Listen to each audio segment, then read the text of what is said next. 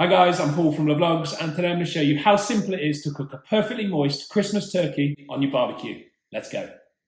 So for our first step, let's rewind 24 hours. So this is the day before wanting to cook your turkey, and we're going to brine it. For me, this is always a dry brine, and that means just salt. This is a 4 kilo turkey, so I've got 4 tablespoons of good quality flaky sea salt, 1 tablespoon per kilo of meat. And all we're going to do is get the sea salt all over the turkey, top, bottom, cavity, everywhere you can get to.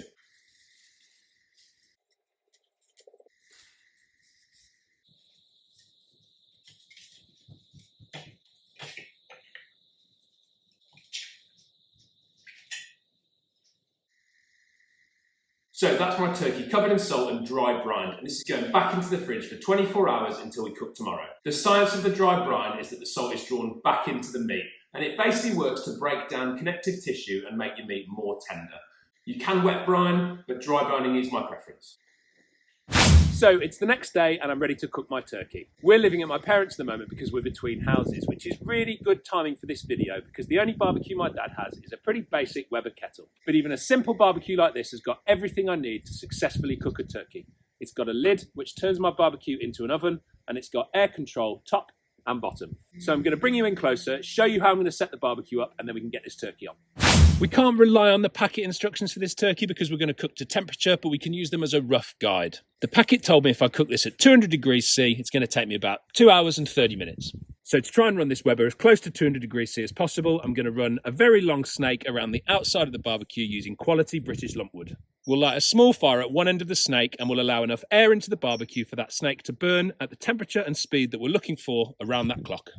With a stable temperature, all I need to think about is keeping my turkey indirect. So if my fire is over here, my turkey's going to be over here, and all I'll do is move the grids to move the turkey. So let's get the grid out and get my charcoal set up.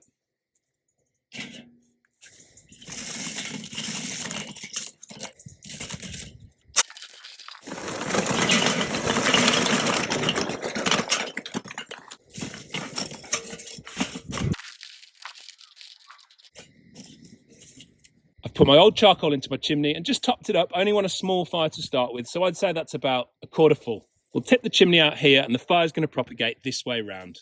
And I've got 2 small chunks of apple just to give this a bit of smoke at the start. So let's get the vents cleared, the chimney lit, and then we can get this barbecue up to temperature.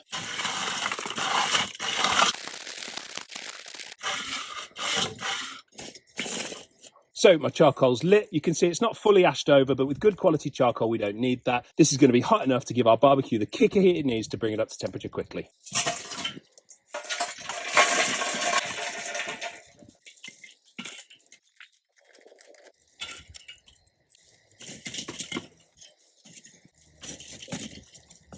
So my chimney's in and I've got 2 pieces of apple early in the snake. So we'll get our grid on, our lid on, we'll get our vents adjusted, and we'll wait for this chunk to catch and for the smoke to clean up. Then we'll get the turkey on. This barbecue doesn't have any guides where the vents should be for particular types of cooking, so you are going to have to play around a bit if that's the case. So I'll show you where I'm going to set mine to now. So you can see those air vents are about 50% closed. I'm going to get the lid on now, adjust the top vent, and we'll let the temperature settle. While I bring this up to temperature and just let the smoke clean up a little bit, I'm going to fully open the top vent.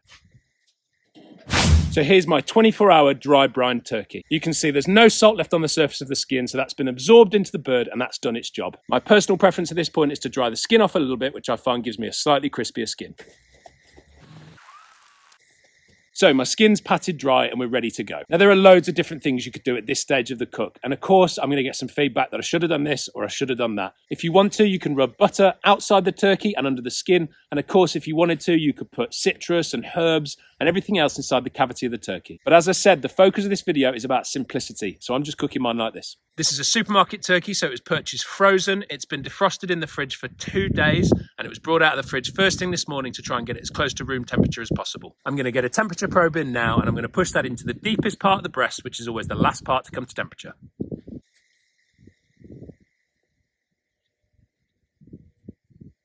"74 degrees C is our safe temperature for poultry. I'm going to take this up to 70, pull it off the barbecue, and it'll rest up to temperature. So I'm happy that my smoke is clean enough. We're going to get the lid off, get the turkey in, and add a pit probe so that we can monitor the temperature of the cook throughout. So as I said earlier in the video, I'm going to keep my turkey away from the coals, so cooking indirect like an oven. And as my fire propagates round, I'm going to spin my grid so that my turkey stays away from the fire. And that's my pit probe added pretty close to the turkey, which is giving me an accurate reading for the air temperature around the bird. And as you can see, I've put my top vent above the turkey here, so the smoke has to flow up and around it to get out the vent. So I've been running pretty steady at about 180 degrees C, and my internal probe in the meat is reading 40 degrees C. So we're running really, really nicely. You can see I'm not getting any more smoke, and that means that my fire has burned beyond the end of my second smoking chunk. So I'm going to take the lid off and just make sure that fire's not getting too close to the turkey. You can see my snake's working really well, and it's not actually getting too close to the turkey yet, but I'm getting more colour on one side of the bird than the other. So what I'm actually going to do is spin the turkey, face the other side of that towards the fire.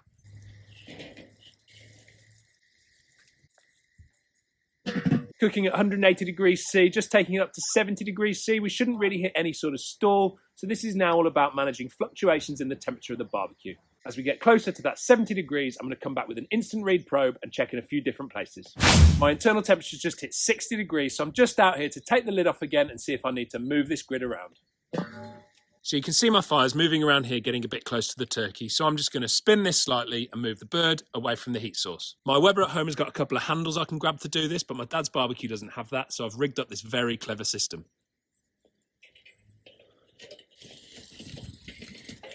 So that's just taking the turkey a bit further from the heat source. And as the fire burns around this way, we're not going to have a problem with too much direct heat.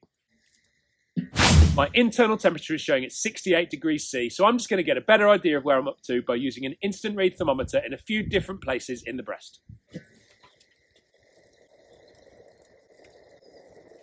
So I'm really happy with where this is up to. You can see I was reading at about 67 or 68 degrees C across both sides of that breast in several different places. So all we need to do is get the lid back on. I'm going to go off this probe here, pull it off at 70 degrees C.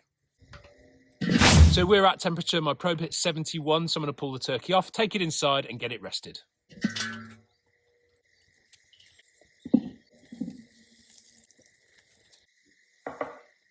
Now, I don't know about you, but I think this looks absolutely perfect. And all we had was a very simple barbecue, some quality lumpwood charcoal and a couple of chunks of applewood.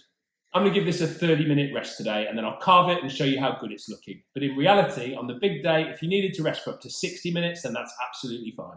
I'm personally not a fan of foil when I'm resting a turkey. It doesn't need it, and we've worked really hard on that crispy skin, so I want to keep it that way.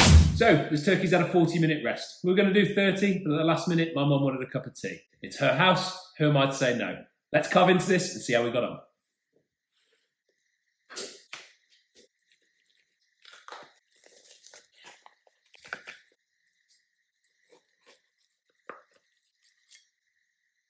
Looking very moist. So my personal preference is to take the breast off like that. We're going to find the grain and we're going to slice against it, just like you would a steak.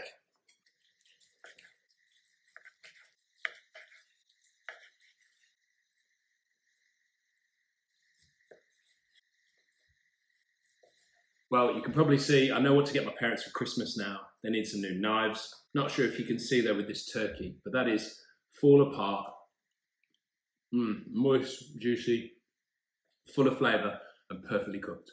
Now, if I was serving on Christmas Day, I'd carve the dark meat and I'd get this all onto a warmed platter, lick a gravy before I take it out to the table, and that'll just keep it warm and super moist throughout. I'm going to get the rest of this carved because we're obviously having a turkey dinner tonight. Well, carving never was my strong point, but we've got the lion's share of the meat off that turkey. We've got a beautiful moist breast, and then of course this dark meat, which for me is my favourite. Thank you so much for watching. If you've barbecued your turkey before, then maybe you've picked something up from this video. But if not, perhaps it's given you the push you need to finally get out there and do it this year. Cheers.